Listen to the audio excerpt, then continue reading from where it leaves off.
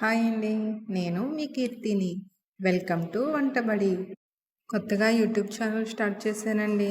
మీ అందరి సపోర్ట్ నాకు ఎప్పుడూ ఉంటుందని మనస్ఫూర్తిగా కోరుకుంటున్నాను. ఈరోజు మన వంటబడి ఛానల్లో మీ అందరి కోసం తీయగా సేమియా పాయసం చేశానండి. సగ్గుబియ్యం కడిగి ఒక 2 గంటలు నానబెట్టాలి. సేమియా కూడా లైట్గా వేయించుకోవాలి. ఇంకా పాయసం స్టార్ట్ చేసేద్దామా? స్టవ్ వెలిగించి గిన్నె పెట్టుకొని పాలు పోసి బాగా మరగనివ్వాలి. పాలు మరుగుతూ పొంగుతున్నాయి చూడండి.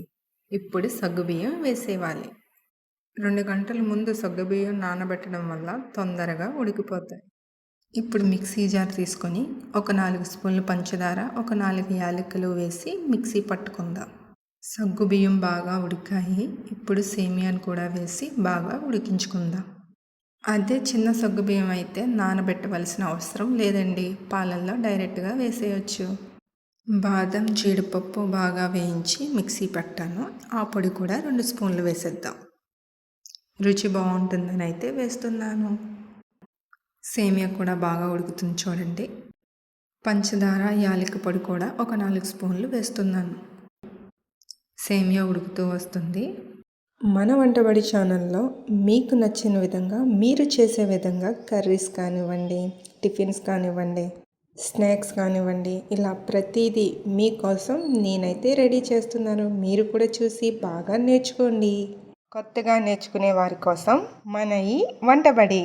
ఒక 2 స్పూన్లు నెయ్యి వేసుకొని జీడిపప్పు, బాదం పప్పు, కిస్మిస్ వేసుకొని బాగా దోరగా వేయించుకొని పక్కన పెట్టుకుందాం. సేమియా అయితే ఉడికింది. ఇప్పుడు స్టవ్ ఆఫ్ చేసుకొని బెల్లం వేసుకొని కలుపుకుందాం. స్టవ్ ఆన్ చేసి బెల్లం వేస్తే పాలు విరిగిపోతాయండి. అందుకని స్టవ్ ఆఫ్ చేసుకొని బెల్లం వేసుకొని కలుపుకుంటే పాలు విరగవు. సేమియా పాయసం అయితే రెడీ అయిపోయిందండి. వేయించిన జీడిపప్పు, బాదం పప్పు, కిస్మిస్ కూడా సేమియాపై వేసేయండి. సేమియా రెడీ అయిపోయింది. ఈ బెల్లం పాయసం మీ అందరి కోసం. Thank you.